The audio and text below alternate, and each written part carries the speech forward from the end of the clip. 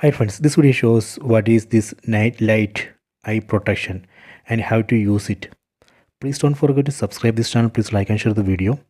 First I will show you how we can enable it. Go to settings, tap on the settings app icon, go to display, go down. Here you can see eye protection. Under eye protection you can find night light. Tap here and enable night light. This way we can enable night light. Then tap on this night light.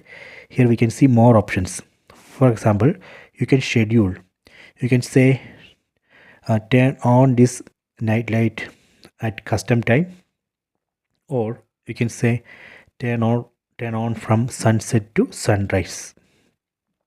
We can also adjust intensity. See, so this would be useful if you are reading in dim light environment.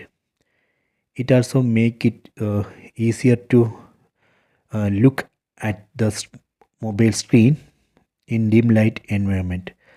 So this is very useful in dim light environment. You can try this way we can enable it. If you want to disable, you can just tap here and disable. Okay, so I hope you have enjoyed this video. Please subscribe this channel. Please like and share the video.